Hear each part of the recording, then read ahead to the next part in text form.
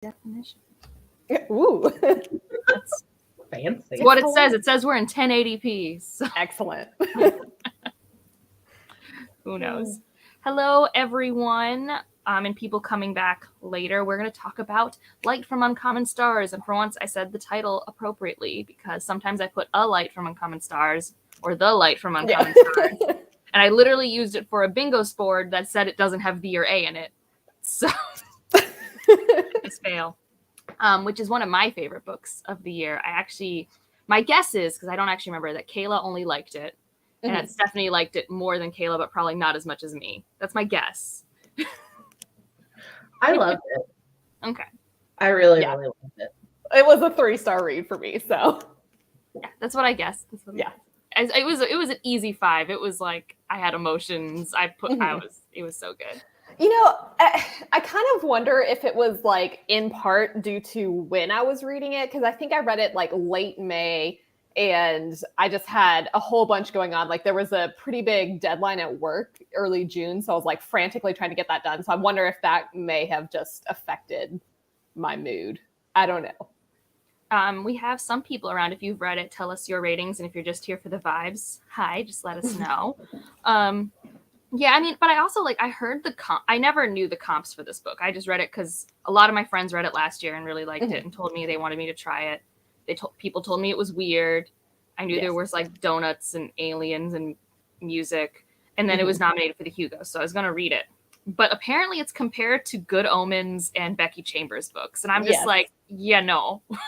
You know, I kind of get the Wayfarers vibes in some ways, like the found family stuff, but like, god damn, does this go like to a much darker, heavier It's not place. nearly as gentle as a Becky Chambers. It's not cozy, but I kind of wonder if like part of why I felt a little bit let down with this was because I was expecting more of like the cheerfulness and then got like, oh my God, there's some like really heavy stuff going on here. So yeah. Yeah, I don't know. I mean, I personally, because Becky Chambers does not have a monopoly on LGBTQ representation in found family. That's what this is. And sci-fi, yeah. Like the Six of Crows thing, like everybody compares High Stories to Six of Crows, and then it does a disservice to those books. Yeah, absolutely. So. And like, I understand this is a hard book to comp. I think part of why I love it is like, I've never actually consumed anything that exactly does this project. And I do think it is very much the aesthetics of sci-fi and fantasy, but it's actually, you can tell it's written by a poet, which not many poets write in that genre, because she is a poet. Yeah. And it's also definitely leans more to what I'm used to in like fragmented literary fiction, which is definitely not going to vibe with everyone. Now that makes me also wonder if that's why I didn't get on with this, because I do not like literary fiction all that much. Oh, okay. Well, I mean, you can't say that because literary fiction literally is just the whole gambit. You just haven't found the right one. I feel like there's like this sort of vibe though that I don't get on with very well, and it could be. So this is definitely like contemporary, focusing on the human experience, and that's where I landed. And then it has a poetic voice, but it has the aesthetics of fantasy and sci-fi, and definitely leans into the climax and tensions of that genre. But like a lot of reviews I saw where people didn't like it. Didn't like how quickly the point of views changed. They didn't like the characters, which, if you don't like characters in a character-driven story, sure. You're not going to have a good time. A lot of people love these characters. Some of them are cinnamon rolls. Yes. I mean, even the quote-unquote bad character was one of my favorites. It's lovely. Yeah. So, I don't know. So, I mean, I understand why it's not for everyone. But man, I just thought it really it knew what it wanted to do, and I think it executed that near perfectly. Now, whether that's what anyone wanted to read when they picked it up is, here or there. I wish Judith was able to come, because we were talking about it on Voxer, and Judith was like, I really liked it, but I don't think I would ever recommend it to my trans friends because it is so dark, potentially triggering. It depends on, what that person would want to experience. It could be cathartic for an individual who wants validation for their lived experience. I don't know, but it's a lot. Katrina goes through it. She goes through it. Yes, she does. Oh my God. Yeah. And I was expecting, because I think you said it in your Discord, that it went kind of in the trauma. And so I was expecting the heaviness. Because when I first heard about this book, I was expecting more cozy and not heavy stuff. Yeah. And I think this book benefited for me of like, I knew little tidbits, but I really didn't know a lot because it's a hard book to like discuss. Like, I don't know. It's like, it's a hard book to succinctly have like a 2-sentence, this is what it's about. Like, yeah. I tried to describe it to Ivy and I was like, okay, so you have like Faustian bargains with the devil, also donuts, aliens, and found families. Well, and like, I think the closest I found, and when this book came out, this movie wasn't out, is my biggest comp is comparing it to the absurdist aesthetics of Everything Everywhere All at Once, which is a movie about family, generational trauma, nihilism, like stuff like that. But it has huge sci-fi aesthetics that are absurdist and everything. And that dissonance is what I found being really fun in this book. Interesting. But it's not like they're not the same. They both tap into focus on Asian identity as well, but like they're not the same type of story. One uses a multiverse and this uses, like you said, deals with the devil and like alien refugees running a donut shop and stuff like that. I'm also a sucker for a good immigrant story, which is what I felt in like the alien side. Like I'm just like a sucker. That good. So good. We'll still keep things spoiler free for now and just discuss our thoughts and feelings. We'll let you guys know, whoever's around, when we'll talk about spoilers and things like that. But I also feel like I get nervous whenever books do music. I get nervous because music is an auditory experience. I'm really close to music personally, and I'm just like, how are you going to evoke that? Is it actually going to be like something I resonate with and correct, or how much research have you done? And I thought, even though I actually like kind of hate the violin, I now kind of like respect it a little more. Like I really enjoyed the relationship Katrina and her mentor had with music, and that whole journey I thought was really fulfilling for me as someone who was raised, like I was trained classically on piano, so like I just really loved that. Yeah, I really liked that, especially with Katrina enjoying more of the video game music, which I'm also like, yes, that's awesome. And I thought there were a lot of really nice moments where I think just like the whole journey, especially with her mentor, Shizuka, right? That's her name. I don't remember. I mean, her name's the hardest for me to remember, even though I love her character. Yeah. No, I had to like refresh myself on everyone's names.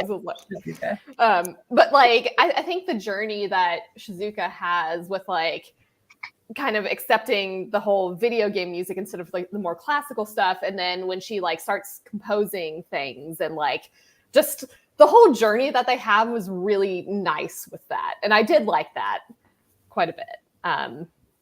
Yeah. I loved that she didn't try to keep her in a classical box. She tried to meet her in the middle. And then when they got the computers, learn more about her music and what she likes. And I just thought that's a really good mark of a good teacher too. Yeah. So the mentorship was just so good. And I love that she encouraged her to be who she is without going into spoilers. Yeah, no, I mean, I thought the tearing down the classism that exists in classical music was really well done. But also, like I said, it was still very true to training for when it comes to musical instruments. Like I had a friend I had picked this up who doesn't read a lot. She reads like 3 books a year and she really loved it. And she played violin and she got to the point where they were talking about just like replacing the strings on the violin. I don't think that's a spoiler. And she's like, oh yeah, we do all buy that string. That's the string we all buy. That's funny. like the minute details. Yeah. Like very, and like this town that we're in is where the author grew up. So the sense of space I always thought was incredibly strong in this book. Like I mean, I don't visualize, but like I felt the neighborhoods as we shifted places, like, oh, this is the type of people who live here. And it even references how generations, things change, but it still has these trees and this vibe. And I just like, I really liked it. So the author is also a gem. I've seen her talk and she's just like full of so much energy. She's fantastic. Nice. Well, when we get to spoilers, I'll talk about a scene that she wrote at the end of the book and like how she thought of it. It was just really funny. Ooh, okay. Interesting. Yeah. Yeah. This book is weird. Like, I think it has a lot. I think this is actually a really good book club one pick. And I actually did read it for an in-person book club because I feel like there's just so many things going on that there's like a lot you can really dig into. But I think for me, where I rated it the 3 stars, I mean, it could be just like the writing style, like we've kind of discussed, but there were definitely parts in the plot where I was like, oh my God, I am so bored. I feel like this is moving so slowly. And I just felt like it was maybe a little bit too long for me, it's not a long book. So that was kind of weird. And then I don't know if I love the ending. I'll be real. I feel like I feel a little cheated, I guess, with like I like it, but I'm also like, I don't know. So there's my general feelings about that. I mean, that's also a common complaint I've seen is not everyone felt that like they had pacing issues, I guess is the easiest way to say it. Yes. Whereas, I mean, I read it in 2 days. I literally put down 2 other books that I was also loving and I couldn't put it down. I think a lot of that was that the writing really worked for me. And I don't know, I guess I didn't really, I haven't thought deeply about the ending. I just remember putting the book down and feeling very cathartic and emotionally impacted. So I actually just now had to remember what was the specifics of the ending, because the plot specifics didn't matter to me so much as like the emotional fallout. And I think I didn't care where it was going. I just loved being there. Yeah. And there was never a moment for me where I was like, I'm bored, get to the next point. I actually think the jarring shifts in perspectives worked really well for me. I think I thematically, and this is a thematically resonating book too. I think if you don't connect with the characters, and maybe if the thematic stuff isn't cathartic for you or doesn't resonate with you for whatever reason, but like, I don't think there was a point of view that I wasn't emotionally connected to or invested in the entire time, whether we were with the person fixing violins or the donut shop. Because I know some people don't love the donut shop stuff as much, which like how that auntie was the best. Weirdly enough, I feel like I do like all of the characters. I feel like it was just weird pacing issues for me. I don't know. That's a common complaint that I've seen. I'm with Angela. I liked the pacing. I can see why some people might not like it, but when I wasn't reading it, I was listening to it, and the audiobook I thought did a really great job. Oh, nice. Yeah. That was also me. It's like I started off with the audio because it's what I had, and then I had the physical and the ebook, and I would just either listen or immersion read, but I was always listening. And the narrator, I thought, I don't know. I mean, it's jarring to just do the audiobook though, because since we switch perspectives really quickly in the book, you only have a line break. In the audiobook, you have like almost no cues. Warning. Like it's just you have to like be like, oh, we're in a different place now. You have to really quickly switch gears in the audiobook. Yeah, that's interesting. So, any other non-spoiler stuff? I loved Miss Astrid. Yes.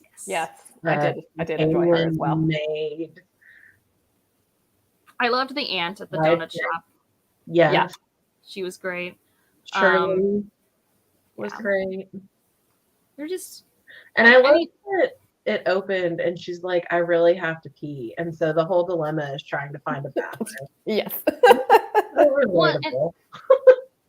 Well, and like, I really like that this is set in probably one of the most liberal areas of the United States. And Katrina is going through what she's going through as a trans woman. Yeah. The struggle to find a public bathroom where people aren't going to just like look at her because maybe to them she doesn't present as femme enough. Yeah. And so you can imagine how much worse it would be in not liberal areas. Which is also what really hit me, because my best friend is trans. And just thinking about that, I think that was also an emotional layer for me, because I know someone who has to go through that.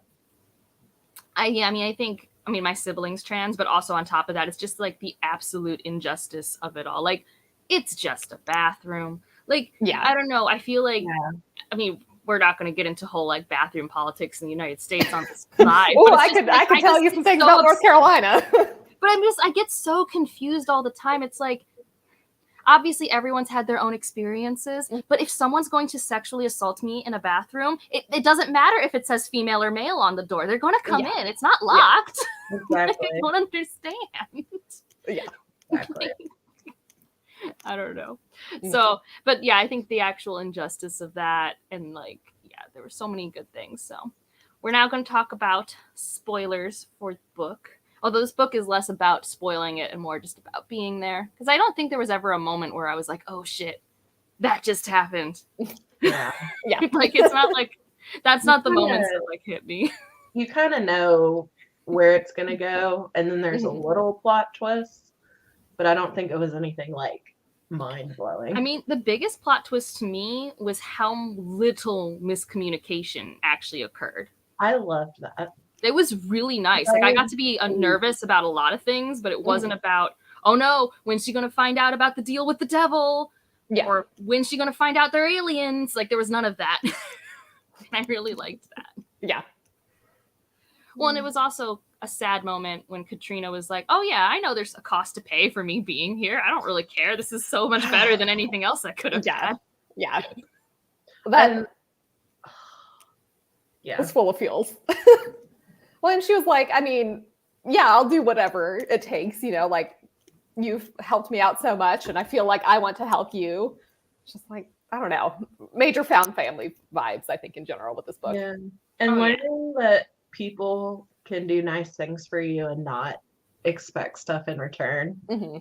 Because she just kept, I'll pay you back, I'll do whatever. And it killed me. Yeah. Well, and just like, I mean, I don't think her mentor was perfect. And I think she's such a well-rounded character. Because not only does she advocate for Katrina by just point blank accepting Katrina for who she is, she's also kind of ignorant of maybe how she should handle like Katrina's needs and stuff like that. Like being a tiny bit more understanding wouldn't be the worst. Like she's like kind of the definition of like a well-intentioned ally who definitely still steps in it, which I think is really important. Yeah. But like, I don't know, like the fact that she took her to places where she would not be served initially, and then we had to pivot. But at least the pivoting happened, and they had the cinnamon bun and stuff like that. Their relationship, like the mentor-mentee thing, I eat that trope up. It's why The Witcher disappoints me so much. That's fair. It teased it so much. Oh, man. But no, I really loved that. And I loved at the end how everyone did this trick to save her and didn't tell her. Like, that's where a miscommunication was, but it was more for a, like, here comes the cavalry trope, which is more fun. I was a sobbing mess at the end of that. Like, I finished it in my bed at night, and I'm just like, so good. Just like, it was so the Bartok scene where you have the climax being a musical performance, which, again, one of my favorite tropes. Apparently, she wrote that scene in real time while listening to the Bartok piece. Oh, that's interesting. Like the first draft, which I definitely felt like I need to read this while listening to the song. I was thinking that while reading it. Yeah. I'm like, one day when I reread this, I need to do that. And then I heard that at the talk and I'm like, yeah, that tracks. That makes sense. It really feels like you're listening to it. So that makes total sense. And very few authors can pull that off. I know like one other author who's written a piece that I know in a book that I was just like, yes, you've found all the emotional points and have really described this work with words, which I feel is really challenging for instrumental pieces. Yeah. So I loved that. So I will say, so before we talk about the things that didn't work for Kayla about the ending, the scene where they do go through the donut gate into space, she got that inspiration when she was flying back home and saw a big donut, because there's like a bunch of them in California. And she's like, I can shoot lesbians through that. She was just very excited. Oh my God. That's great. That was like a line she said at the talk. And I was just like, that's so funny. I love it. Something Judith needs to design. I can shoot hilarious. lesbians through that and just have a donut. Yes. So like, I just, every author has their own process, but I just like how that, was like a little seed that she never, I think, knew exactly where it would fall in the story. Sure. But like big donuts, it can look like a big space, gateway sort of thing. Yeah. Yeah. Yeah, I guess for me with the ending, like I feel so conflicted because on one hand, like the part of me that loves like happy endings is like, yes, this is so cute and sweet. And I'm like, I'm so glad that everything worked out. But at the same time, I also feel cheated because I feel like, I don't know, I was expecting some sort of like serious ramifications and that just didn't happen. So I thought that it was actually kind of bittersweet, but okay. Yeah, no, I definitely like I didn't think it was a happy ending. I mean, there was definitely consequences. She's never going to see her family again. Neither of them will ever see their families again, and they're in the honeymoon phase of a relationship that's going to have ups and downs. Yeah. And we have a son in cryo who is like hell-bent on war. That is true. That part was like, woof. But I don't know. It just, to me, it read like as happy because Shizuka didn't like die or get her soul taken or whatever. That was what I was expecting. And so that's, I guess, the happy part of this. But I mean, they told you, okay, this is also a thing where there's foreshadowing. And in Hybrid, we are talking spoilers, so I totally understand if you need to, like, leave. But they tell you at the beginning that we are going to save someone through hell by being good to them. That's literally at the beginning. I don't know. I think there was enough trauma in the real life of the story that having only, like, marginal consequences fitted it, because I feel like the author wanted it to be like hopeful. Like I thought that I always felt the hope in the story, even when we were in the even when we were in the flashback scenes with the father breaking the violin and everything like that. You know, like I didn't need more of that. And that's actually some of my biggest complaints about literary fiction that we were talking about earlier. Sometimes literary fiction just wants to be trauma porn. That's sometimes all it wants to do. Yeah. Yeah. And you know, I don't know. I guess I didn't know how the deal with the devil was going to pan out, but I also, so another comp for this book that has nothing to do with books is Damn Yankees the Musical. Okay. Again, I have no comps for this book that are books, but that's a deal where someone really wants their team to beat the Yankees and makes a deal with the devil, and if he doesn't play in the last game, he can go back to his wife in his old body. He becomes Shoeless Joe from... I forget, somewhere in Missouri. Hannibal knows? I don't know. It's a place. There's like a song for it. And it's just like, in that, obviously, there is like a female character who tries to like steal him away, and like he doesn't give in to temptation. So like I'm used to that. That's the trope. Like that's the genre fiction of it all. Like, I don't know. So I guess I was okay with it. And I loved her. I didn't want her to die. And I thought it was good enough that she was willing to sacrifice herself and do all of those things. Like I thought... I don't know. It didn't bother me. Didn't bother me at all. I had emotions. I didn't read another book for like that night because I was like, nope, no other book. I'm going to sit with my feelings. Cried myself to sleep because I was sweet. And I finished it. I think this is the only book club book I've read not the night before. So I do remember you texting about that, yes. You finished it like 2 days ago. I did. So it was that good. I expected Space Koi Fish to play more of a role, so. I'm sorry. This is the new scale now. I don't even know, because like it's not even. I rate both of them like 5 stars. I do think the writing is very poetic. They're both poetic. You just didn't like the poetry of A Memory Called Empire, but Memory Called Empire is very poetic. But I think it reminded me more of reading The Vanished Birds than it did reminding me of reading A Memory Called Empire. Like how there was a flow and an ease to the writing style for me. And so it reminds me more of Simon Jimenez than it does Arkady Martine's writing style. It's definitely, I think you would have a better chance of liking Light from Uncommon Stars. I wouldn't bet my life on it. But I will say we did a TBR swap. If I had finished this book before I'd given her my TBR, I would have put Light from Uncommon Stars on it. But that doesn't mean I think you would have liked it. I gave you Sword of Kaigen, and that went real well. So you could just pull an Evie and send her the book. I have so many books that are just from Evie that are just like on the floor over here. It's becoming a problem. But anyways, a good problem. Yeah, I mean, it's not a bad problem. I mean, I'm literally right next to me. I'm trying to figure out which one of these are winter. But what do we have? They're just a bunch. I don't think you've read most of these. I mean, I've read Mongrels, but these aren't Kayla books. Yeah. No, Stephen Graham Jones also does not work for me because I think it's the same thing with, like, I would describe him as literary horror, and nope, that just doesn't work for me. So yeah, I like Stephen Graham Jones's writing because it's disgustingly beautiful. I have only read a short story by him. It was in the Mythic Dreams, and that was a lot. That was a lot. Because you read that, Kayla. That's the one where like there was the breasts and blood and milk. Oh yes, that's right. I apparently blocked that out of my memory.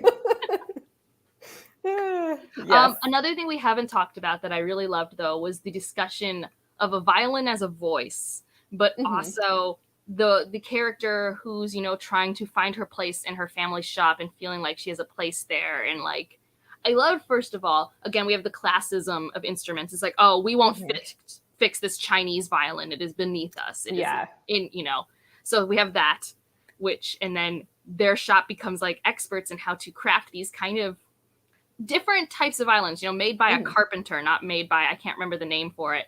And we have this woman and her son kind of reshaping their shop, but still holding on to the darker legacy of cursed instruments and things like that. I really loved that, and how it becomes a voice because Katrina doesn't like her own voice, because she has to always, you know, frame it higher so she can feel less body dysphoria and not be misgendered and stuff. And with the violin, that's never a thing for her. And I don't know. I loved that. Yeah, and normally I find like stuff I don't really know about, sometimes the technical details can be kind of boring. But because she used it kind of to mirror the plot or the characters, I thought it was really interesting. And I had never thought of, oh, I won't work on these lesser violins. I had never thought of that, but it makes sense. No, yeah, there's a lot of classism around instruments. And it's very Western in what is accepted. And stuff like that. And I mean, that comes through in the book, right? We have this Chinese competition, and like it's looked down upon by a lot of places. Like, oh, they're accepting this type of music, and or the gaming music. Like, who's playing that? No, it's definitely a thing. I mean, like, most pianos need to be made. Like, you know, I think it's taken a long time from Yamada pianos to actually become accepted. I mean, they're okay. They're still not considered the best. By far, they're cheaper than some of the others, because I almost bought myself a grand piano when I was growing up, because like I said, I was trained classically on piano to the point where there was a time in high school where I had to think, can I practice the hours a day needed if I wanted to be professional? Because that's where I used to be in my level, and I could not, and so I didn't. But around that time was when, you know, we only had an upright honky tonk piano that was like fine. And it was like, okay, do we buy the baby grand? And if so, which one? And my favorite was this German brand. But anyways, it's just like a whole bunch of elitism and things like that around there. And like, I think, there's a lot of technical stuff, but because of how this author writes, you get a lot of the emotion with the details. And I think that makes it really palatable. It's not like Robert Jordan's just listing what's on the bedside table with no attachment. Like, over and over and over. You gotta catch up, Stephanie. I got 2 hours left of Knife of Dreams today. I'm getting it done. I'm still in the prologue. Oh no. I needed that car ride to get me through like the first half of the piece. It actually has a lot of good stuff. You need to get through the prologue. You'll have fun. I'm liking the prologue. It's just his prologues are novellas. They are. It was 3 hours and 40 minutes at one time speed. Delilah's here. And then all the chapters are only like 20 or 30 pages. Everyone, this is Delilah, my best girl. I don't think we've ever had her on a live before. She likes sitting on my lap on this couch, so she gets to get a little more camera time now. She doesn't like to be held. No holding, because if I do, it's bad. But she's like, look at this profile. That's right. She's very pretty. Look at her 17-year-old self. Yeah. She does not look her age. She does not. Her brother does, but yeah, she doesn't. I don't know what else to say. Someone else talk for a second. I really liked, I can't remember her name, the violin shop lady. Mateo. That was her last name. I want to say her name started with an L, Lucia? but that could have just been the name. Lucia? Something like that. Yeah, I really liked her story. And like, you know, I think she had a very interesting journey. Like, you know, at the beginning, it's very much like, okay, well, my family has been doing this for not centuries. I don't know how long it was, but just like feeling like she couldn't be an expert because she was female, and just like trying to work through that, and then realizing like, hey, no, I am actually really good at this. I can do this. And I think that was really powerful. And I liked seeing that because, you know, I feel like it's similar things with being like a woman in a STEM field, you know. just Well, and then like like the history of like discovering like the devil actually, or not the devil, the demon, you know, showed up and gave her the history that she instantly forgot of how like yes, oh my god, I was just like, oh no.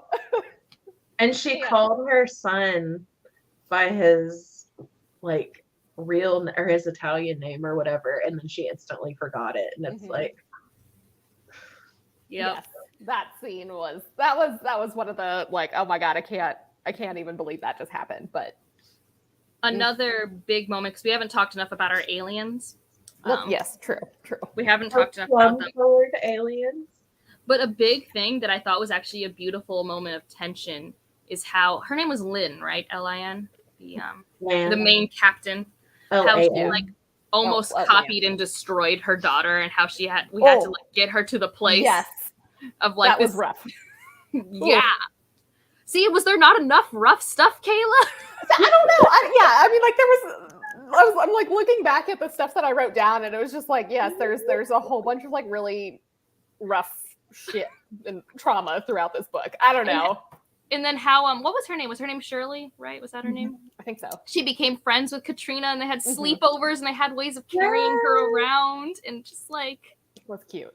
I also liked when I don't know if it was Shirley, they offered to like do something with Katrina, right? Like they offered to change Katrina's body permanently. Yes. And I think Katrina was like, maybe later. Right now, though, I can't change my body because then I'd have to change how I play violin, which I thought was like, I liked that. I liked the acceptance of like, this isn't quite the body I envision myself in, but it's the body I have and know how to use right now.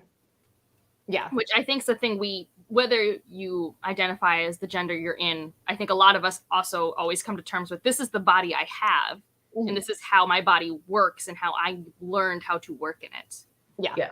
Like a lot of times when I feel like bloated or don't feel good about my body, I like will do yoga or go for a walk and remember, oh yeah, my body can do things that I like it to do. Like I don't hate it today. Absolutely. Yeah. You know, because not everybody can do everything. And, you know, it's like you get stuck a lot on the visuals because that's what everyone else responds to. And then like that reflects back in. Because I mean, I do wonder what Katrina's relationship to her body would have been like if when people saw her body and assumed one thing, it wasn't always such a visceral negative experience, you know? So, I don't know. Her family was a piece of work. And like the phone call she has with her mom. Oh my God. So mad. Yeah. I'm just saying this book's trying to correct her because she just knew there wasn't a point. I was so thrown because like she's obviously such a Katrina. You read the whole story. It's like, and then suddenly you get the dead name, and I'm just like, oh yes, exactly. She knows. That was a perfect interjection. Yeah, Putau has some opinions far away. Yeah. So it was just very good. I just really liked it. And like I loved a lot of the little things, the relationship to food, because we had a lot of great food scenes between the donuts, the duck, the oranges. Like there were so many things. I don't know. Yeah, she did a good job of meeting all your senses, I think. Putau, what is wrong? What like you mentioned food. I did it. Is Ryan in the bathroom? Is that why you're upset? Oh, is there a closed door? Uh-oh. There might be a closed door. Oh, it's not mine, obviously. Yeah. Putau, if you come here, I'll pick you up. Like, that's not, like, a bad thing. Come get your camera time. Right. No. Oh, come here. Now he's just... Sit down, then. Yeah, I know. I'm not Ryan. I'm worse. He's very dejected. He's now taking a bath on the floor in front of him. Oh, dear. He's going to pout. The other thing I really liked was Katrina being more mindful of not apologizing for everything. Because I used to be really, really bad about that. I would say sorry about everything. And I still know people that do that. And then it's like, why are you apologizing? You didn't do anything wrong. Yeah. And having to like actively teach yourself not to do that anymore. No, there was a lot of healing and growth. And I think I've learned that in the last month because I had a lot of stories that had that as like key purposes to the work where I'm like, yeah, this is just like a thing I really love. Which it sucks because that means that like my character by definition has to feel like shit initially. Right? You have to start in like a real low place to go up.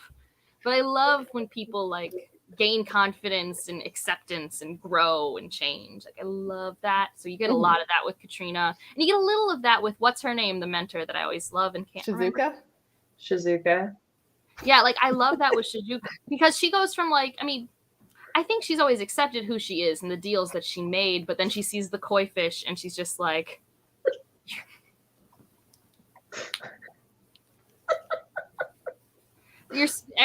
yeah, no, that happened. I got really confused because I didn't put that comment up there, and I forget Stephanie has power. I have power. Stephanie has powers, yes. Well, because we're all in like the same StreamYard account. When once Alan was in a live with me and didn't realize that if he commented from here, it would be my face. And I was like, who's commenting as me? But you know, she comes around to realizing it's like, you know, I actually don't want to like, you know, do this because like I don't want to be the mom that eats my young sort of thing. And like, so I loved her journey. I loved the messiness of our little like kind of insta-love lesbian relationship. And like, I think seeing two adult characters instantly fall head over heels for each other was really fun. Yeah, like, I thought it was sweet. It was so cute. They were both so flabbergasted. Like, who is that? Yeah. Like, I'm forgetting how to do basic things. Yeah. Or like, what do you really look like? I'm plum colored. Okay. Like, yeah. Well, and like I also love how like again, even though it still came to blows where like Lynn didn't really understand what making a deal with the devil meant or anything like that, but like Shizuka said that like up front. She's like, this is what I do. Well, she's called the Queen of Hell. I mean, she's very upfront about it. Yeah. Which I like, I don't know, I kind of respect that. Like I kind of just and that just shows you where we are in the world right now, where it's just like, I just want you to wear your corruption and evilness on your sleeve. I just really just want it up front. Like, let's not pretend. Yeah, exactly. Like, that's the bar, apparently. So. Ooh, something I just remembered. I don't remember this character's name at all, but when Katrina is doing that concert and there's like that one girl who wants to be Shizuka's student, right? Yeah. And like is really bloodthirsty, but at the same time, I feel like because she's the one I think who is like, shut up to all those people who are being like super rude and everything. And I don't know. I liked that part a lot because I feel like that kind of redeemed her a little bit because before that I was like, oh girl, don't know if I like you. But well, she was an interesting foil to Katrina because you know, Katrina's self-taught love of the instrument, escape, a whole combination of things makes Katrina as good and resonating with music as she is as an artist. And this other one is someone who's always had means, is very skilled, but is kind of pushed to that like, you know, the what is it, the child prodigy route, which can be so damaging. I think you really get that from her character of how damaging that route can be. And I really like that. For her, it was about musical competition. It wasn't about tearing down Katrina because of who Katrina was or anything like that. It was like, I just want to show that I'm the better musician. And then even though she knows she's not the better musician, when she goes out onto the stage, she's like, I can't actually do what just happened, but I must go on. Like, oh, it was heartbreaking in its own right. Like, oh, well, because like that's what I like in Dark Academia is what Tiffany is and the commentary of her. Hello. Not you, other cat. Oh my. Oh, she's got her RBF on today. I know what I was gonna say. Yeah, I'm about to say, Lucy, you almost looked sweet for a second. Yeah. No. She has the Disney stepmother face. She's purring. She's happy. There are birds outside. Oh, there are people outside. Puta, are you done yelling at me? Ryan's out and about in the apartment now. You can go bother him. He's like staring to make sure Ryan still exists. It's a good thing to confirm, you know. Yeah, gotta make sure. Such a dummy. But no, I agree. The Tiffany stuff was really good, and like I'm glad we got like a little bit of her perspective. Like, and I think this author did something similar to Simon Jimenez, Evie, if you're still around, where like even if I only got a few pages with a character, they were distinct, they felt well fleshed out, I understood motivations, I kind of understood the tone or color of their personality, if that is a way of describing it. Like, even for characters that we only met once for a few pages, like at the end, the immigrant wanting to get a job at the donut shop, and I basically cry. Yes. Oh, that killed me. Destroyed me on my face. Like, I was just like, oh yeah. This place is I'm just saying, I do think there's a chance you'll really, really enjoy it, Evie. I mean, it's also short. I don't know. You can give it a try and tell me how wrong or right I am. It doesn't feel like the length that it is to me. For me, it felt longer, but I know, but yeah. I also like, okay, you read this book before me. If I'd read this before you, I would have known, oh yeah, Kayla's not going to like this book. Or like would only like it, like would appreciate it, but it would not be an entertaining escapist time for you. Yeah. Like I could have predicted that easily. Yeah. See, I'm glad that we read it though, and I'm glad that I read it for my other book club, because I feel like even though I didn't love it, it's still really fun to talk about. Yeah. And I feel like, yeah, it's just lots of things. Already. Is that the new one?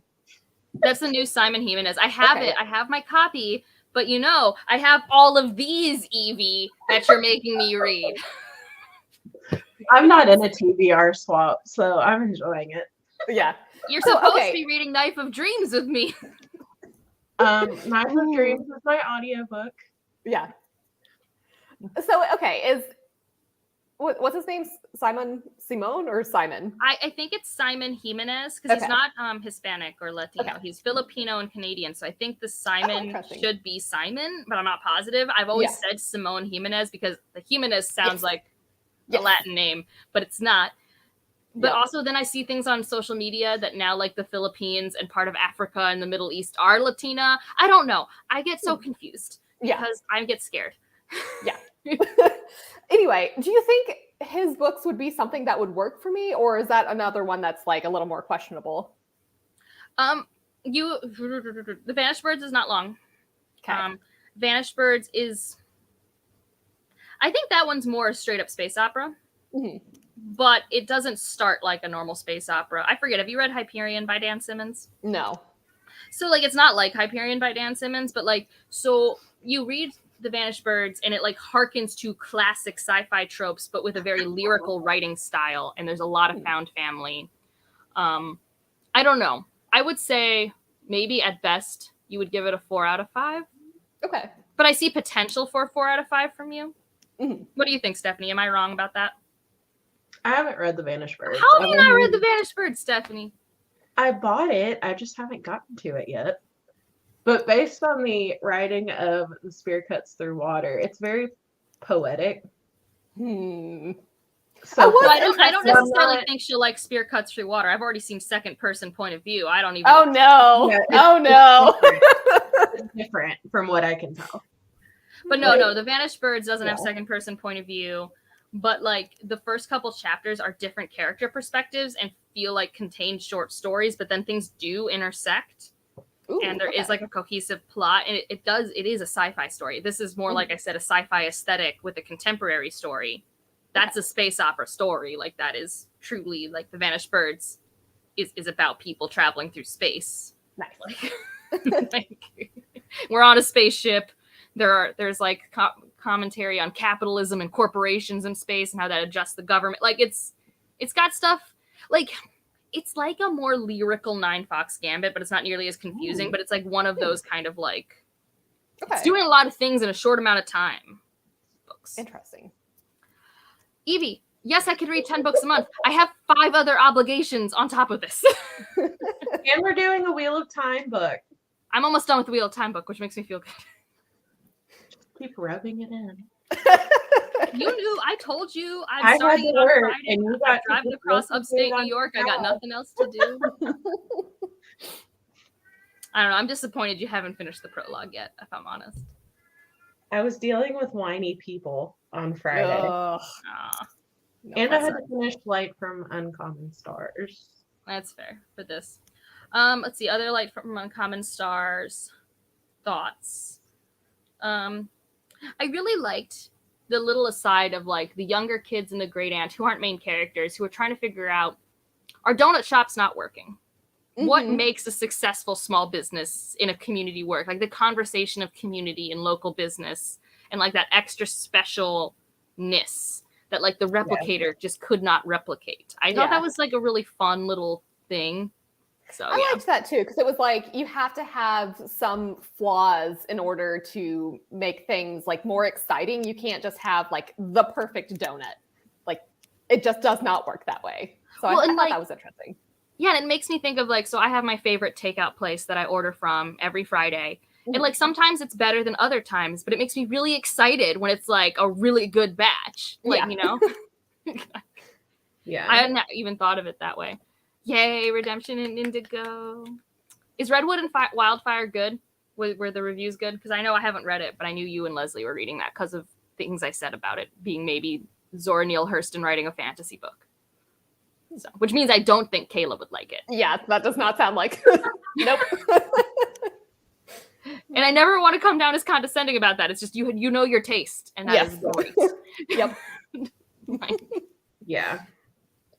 Like, yeah, Evie is essentially the opposite. She doesn't like to have fun. She wants to work for her writing. I'm kidding, but that's sometimes how it feels. Yeah. I'm just still bitter about Sword of Kaigen. At least it got 2.5 stars.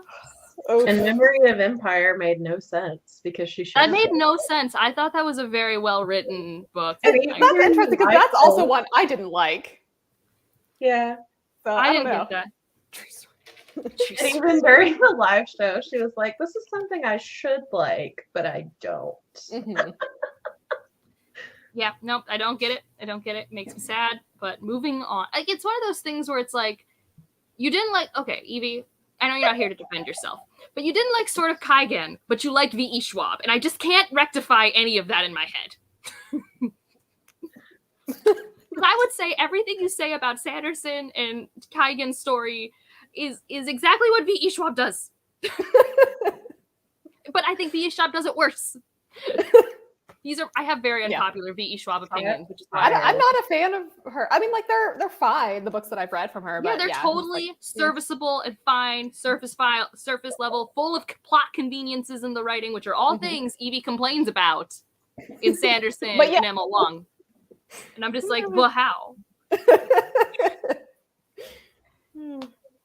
I'm just gonna. Because she's not. It's because you read her first, and that's why you like Dune more than A Memory Called Empire, because you have nostalgia for it, and you read it first. Doesn't make Dune better. Dune's not better. Dune's okay. I give Dune 4 stars. It's okay. Not like Dune. Yep. It's a little pretentious, and I call it pretentious appropriately. I do not think the philosophical musings are accurately done well. I think they are like a teenager wrote in his journal at night. Like, fear is the mind killer is a tattoo you get when you turn 18, and you regret when you are 35. Yes. I'm just saying. Yep. Stephanie is dying right now. This is a safe place. There are 4 people here. It's okay. I'm sorry, Evie. You have very good taste in books. Sorry. You hate my favorite books all the time. Only love. Yep. I am liking Zora Neale Hurston though. She actually does what I think a lot of classic authors wish they could do when she writes metaphorically. Like when she uses a metaphor sentence, I actually am like, oh, this was appropriate to put here. This actually evokes a feeling in me. I actually understand what you're saying versus whatever Dickens does. Didn't we read a book for book club that had like bizarre metaphors? I don't remember. What genre? Give me something. Literally no clue. Oh, no, similes. We had a lot of similes in She Who Became the Sun. Yes, that's right. Okay. Yes. No, those weren't metaphors. Those were blank like blank. Yep, that's right. That's right. So, yep. No, yeah. So, I love how Evie's just here, still planning on reading this book. We've been full of spoilers. Evie, I mean, granted, like I said, I don't think this is a book where plot points was why I loved it. Yeah. No. It And I was- feel like knowing some of this might make you more intrigued to read it, just to see like how everything fits in and like see how people get from one point to another. Journey before destination. Mhm. Which also, to be Very fair to nice. Dune, also a tattoo you get when you're 18. That is also not an amazing philosophical point. No, it's not. To be fair to Dune, Stormlight Archive, one of my favorite series, There you Also- go, Evie. Mhm. you know, not amazing. Well, especially since like I don't actually think Sanderson was being cute there. That's not a new line. Like that's something people have said. But now Mhm. it's like so tied to that Yes. fantasy scene. Yes, it is. So yeah. And I mean I do hold that cheesy things become cheesy because they resonate and they work, you know, like put a good pop song behind any of these things and it's just I mean that's Taylor Swift's bag. Yeah. She's not a lyrical mastermind. This just turned into roasting Love it. Yes. well-loved things. This is Yes. great. Yeah. Whoa. Okay. I mean, it really like there's some people I think it should work for, and it does. It's really one of those things where I think if you like how she writes, Mhm. you will love every sentence of it. And if you don't, you are going to notice with the flaws that I'm sure do exist in this work that I just did not notice while reading it because I was Yeah. literally more immersed than most books ever make me. So I think that's the key is like, you know, all authors are magicians, right? They're trying to distract you because nothing is perfect. They're trying to make you be immersed in a world and forget that the real world exists and make you not notice when things are contrived or not really making sense. And whether or not she will trick you is, I don't know. It really varies. This is such a book that goes from like DNF 1 star to 5 star. Like, so I don't know. That's my personal opinion. Or try a chapter and see what you think. Yeah. Or two. Yeah. Though isn't the first chapter pretty like? Doesn't it throw you in with Katrina? Pretty. Katrina's running away from home. Yeah. Yeah. I mean, and you don't get to meet Shizu. I can't say her name. You don't get to meet her yet. Try a couple chapters then. Yeah. Yeah, just try a little bit. See, I think I've already told Evie to do that. It's like just try sample chapters or The two. audio book is on Scribd in the US. Nice. I think the ebook on Kindle was on sale recently. I don't know if it's still on sale, but I did see that. I loved this book so much. I almost bought the paperback with my hardback, even though the covers are essentially the same. I do like the cover. It's very pretty. Shocking. Oh my goodness. Hot take. Which, Love in it. case anyone was wondering, this is why the most average reads become the most popular. Yes. Yeah. And I say that as a Sanderson fan. So it's well, I mean, he knew what he was doing. He was trying to make it as accessible as possible, Mhm. Yeah. which works for me. Sometimes I just don't want to think that Yeah. hard. Yeah. So. All right. Any other thoughts before we sign out? Do we have a September book? Am I forgetting anything? What's our September? Yeah, it's Witches of Ash and Ruin by E. Latimer. Ooh, Upgrade was yeah, that was the new one. I did not I like knew that Blake one as Crouch much. fans weren't going to like it, and I don't think it's going to be good enough for make other people like it. I knew it. Yeah. I don't know. I mean, I still enjoyed it, but it was like a major That is step literally down. every Blake Crouch fan's review right now. Literally. Everyone's Yeah. like, it was fine, but not my favorite. Definitely. Yep. But it's going to win the Goodreads Choice Awards for sci-fi. I'm I'm just sure, putting my yeah. vote on it now. Yeah. Get ahead of that. Especially Calling since it. Goodreads seems to hate sci-fi. Have you guys seen the like top 70 sci-fi books in the last 3 years? Like almost all those were literary sci-fis that I had never heard of. Huh. No. It was a bizarre list. But I'd look it up and be Hmm. angry because it also didn't put the newest Murderbot or Expanse books, which would have counted. What? I know. What? Whoever put that list together truly hates space It opera. was just wrong. Yeah. Wow. Mm. Anyways, so we're reading whatever book Kayla just said. Just check Yep. out the Twitter that Stephanie keeps track of. And we're going to be voting for the rest of the year books soon. So also keep track of the Twitter. There is a Discord, And Discord, yes. We don't have books picked out yet. We are slowly. We're in Kayla process. has our nominations. I do. Yeah, I and need we to see have if anyone vote on those. else And then they go to nominate. Twitter. Yeah. Unless we have enough that they just go straight to Twitter. Yeah. But regardless, we need to vote on things. Yep. Definitely. Agree. So, but we will soon. But what was September's again so I can write it down? Witches of Ash and Ruin. And I I do think already have that one listed in our Discord. I just need to Yeah. get something on Twitter about it. What's it like? Who's read it? Have you guys? Not yet. I have it. I think it's a YA urban fantasy, witchy Celtic mythology sort of book. Who nominated it? Amber, I think. Oh, okay. Oh, that cover is screaming YA. Correct. Yeah. You got a profile of a woman in a hood. They redid Oh, it. I don't know that The original cover is like red with a black Oh, raven. No, I'm looking or at the new crow. cover with the girl Yeah. with the profile. I do not like that one. Okay, here we go. So the main character has OCD and has been outed as bisexual in her conservative Irish town. And then there's Nice. like witchiness, murder. I think there is a serial killer, so that's exciting. Cool. Yeah, Celtic mythology. Yay!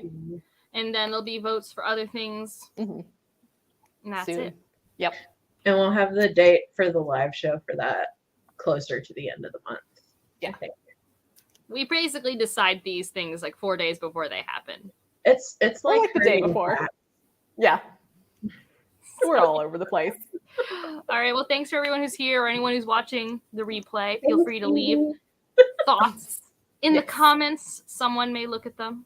I don't know. You can find all of us. Well, Kayla has been on hiatus. This is mainly where you find Kayla on the internet Yep. or potentially in the Discord. I don't know, Kayla. Where do people find you these days? Nowhere. Honestly, yeah, I've been like avoiding social media for the past few months because I can't really Hey, deal. that's but great. Also, yeah. is this the new color for your office? I don't think I've seen It it. yet. is, yes. It's this like light blue mint sort of color. Love turned it. out Love it. great, That I looks think. good. Yeah, thank you. Yeah. Stephanie has a channel, so you can definitely go check her out. She's been posting regularly because the booker made her want to. But whatever gets her back. Tell me that's not what triggered it. Also, your face is frozen. No, it is. It was probably not. Anyway. They've been a little. All right, what's going to win the booker this year? I don't know. I still have 5 more books to go, and I don't know if I want to read them. When does the Honestly, shortlist that's get yeah. released? The 6th, so like 2 days from now. Well, I'm excited about that. Not because I'm going to read them, but I just like I now follow enough people on YouTube who care. Mhm.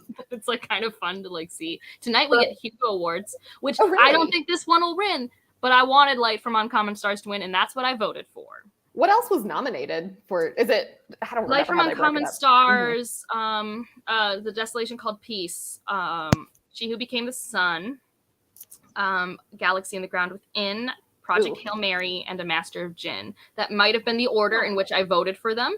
That's maybe how I remember. But yeah, that's fair. So Mhm. I will be so weirded out if A Master of Jinn wins, though. I just don't quite understand it. I mean, I liked it, but yeah, I would not pick that as winning. And I hope Project Hail Mary doesn't win, even though I didn't hate it. I just don't think like the Hugos. Like I know the Hugos are just a People's Choice Award, but like Mhm. it's not like the end all be all Yeah. of like power sci-fi. Like I don't No. understand. I mean, I really liked it, but yeah, I don't know if I would necessarily. I mean, I would probably choose Becky Chambers.